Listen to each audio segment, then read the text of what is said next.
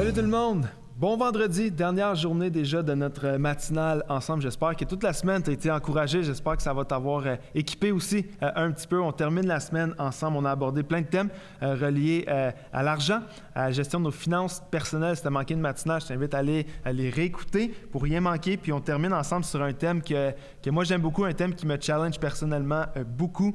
Et c'est le thème de la générosité. Partout dans la Bible, d'un couvert à l'autre, Dieu nous appelle à être généreux avec notre argent. Pas juste avec notre temps. Il y en a qui vont dire ouais, « je serai généreux avec mon temps, je suis bénévole ». Oui, ça c'est une chose. Mais d'être généreux financièrement d'un couvert à l'autre de la Bible, c'est un appel qu'on a. Dans les cercles chrétiens depuis des siècles et des siècles, il y a toutes sortes de théories. Est-ce que il y en a qui vont dans un extrême de faut que si tu es croyant, tu fais un vœu de pauvreté. Si tu vas servir Dieu dans le ministère, tu fais un vœu de pauvreté. Puis il y en a qui c'est ça qu'ils faisaient. De l'autre côté, tu as l'autre extrême, qu'il y a des cercles de croyants qui sont complètement faux, mais qui vont dire qu'il y a l'évangile de prospérité, si tu as entendu ça, que Dieu nous appelle à être riches. Pas rapport du tout, c'est complètement faux aussi. Mais dans la Bible, ce qui est vraiment d'un couvert à l'autre, c'est pas juste d'être dans la pauvreté ou d'être dans la richesse. Au contraire, il y a pas de Dieu n'est pas pour la pauvreté ou contre la pauvreté. Dieu n'est pas en train de dire « faut que vous soyez pauvres, me suivre ». Mais Dieu ne dit pas « si tu es riche, c'est mal aussi ». C'est pas ça qu'il dit. Mais ce que Dieu dit dans sa parole, partout, à tout le monde, c'est d'être généreux avec ce qu'on a. Peu importe la mesure de ce qu'on a, qu'on soit pas très riche ou qu'on soit très riche. Ce qui est important pour Dieu, c'est est-ce que tu es généreux avec ce que tu as. Peu importe ton revenu, peu importe les biens que tu as, peu importe ce qu'il y a dans ton compte de banque, on est tous appelés à être généreux. Puis là, aujourd'hui, peut-être tu dis « Ah non, je voulais t'encourager dans la dernière matinale sur l'argent, je voulais t'encourager, je voulais être fortifié. » Moi, j'aimerais te dire une chose. Quand moi, je lis la Bible, je peux te dire qu'il y a peu de choses dans la vie qui vont te procurer plus de joie, plus de paix, plus de satisfaction. Il y a peu de choses dans la vie là, qui vont faire augmenter ta foi plus que d'être généreux avec ton argent.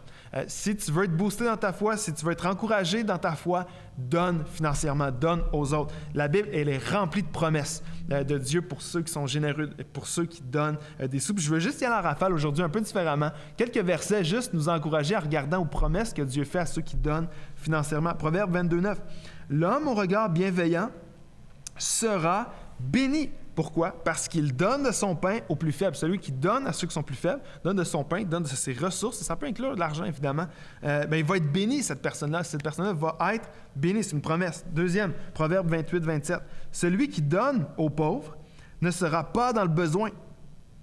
Mais celui qui se bouche les yeux à la misère d'autrui se charge de beaucoup de malédictions. Promesse encore de Dieu à celui qui donne. Celui qui donne ne sera jamais dans le besoin. C'est une promesse. C'est pas une possibilité. C'est une promesse de Dieu. Proverbe 11, 24, 25. Une autre promesse.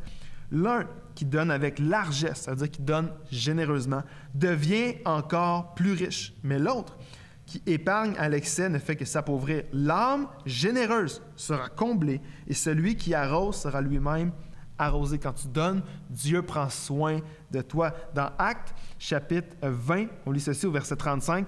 Souvenons-nous de ce que le Seigneur Jésus lui-même a dit. C'est une parole de Jésus, une promesse de Jésus. Il y a plus de bonheur à donner qu'à recevoir. C'est une promesse, ça aussi. Puis si tu l'as déjà expérimenté, tu peux mettre un amen tout de suite dans les commentaires, dire c'est vrai, ça. Lorsque tu donnes, il y a une satisfaction, il y a une joie qui vient en donnant. Lorsque tu donnes à quelqu'un, tu donnes pour l'œuvre de Dieu, tu donnes autour de toi généreusement, il y a une joie qui est là. Dernier verset, il y en a plein, il y en a des dizaines dans la Bible. 2 Corinthiens 9:9. Ainsi il est écrit, on le voit donner largement aux indigents, avec générosité, mais il demeure toujours approuvé par Dieu.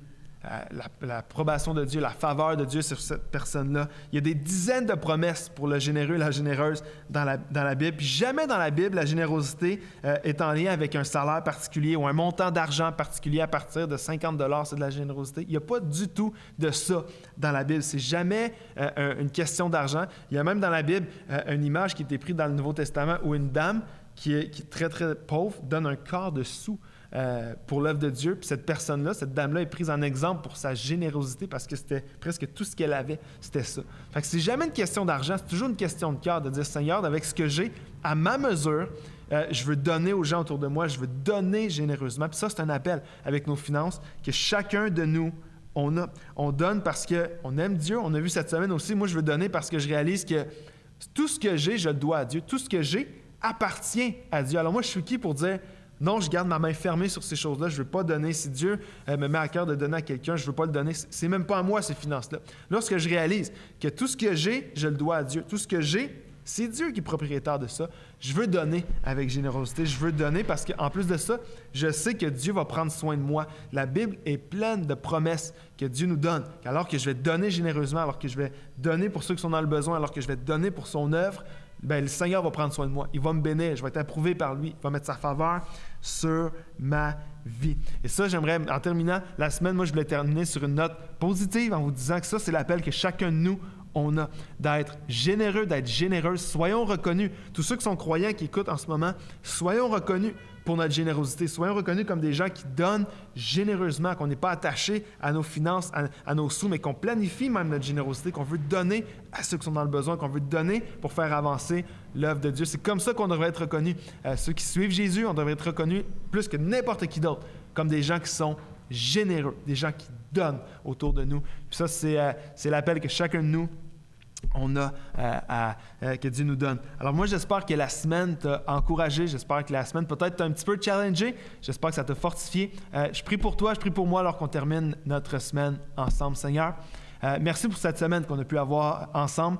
Merci pour tous les principes que tu nous donnes dans ta parole. Seigneur, moi, je prie que ce qui a été partagé cette semaine puisse porter fruit dans nos vies. Seigneur, que nos finances, la manière qu'on gère les ressources que tu nous donnes, que ça puisse t'honorer, qu'on puisse te glorifier, Seigneur, par toute la façon qu'on va gérer nos finances, par nos dépenses, mais aussi par la façon qu'on va être généreux autour de nous. Fais de nous, Seigneur, des gens qui vont briller par la façon qu'on gère nos finances. Je te prie dans le nom de Jésus, si tu as fait cette prière avec moi, mets un amen dans les commentaires. Et j'ai passé une super semaine avec vous. Puis on se donne rendez-vous à une autre matinale bientôt. Bye, bon week-end tout le monde.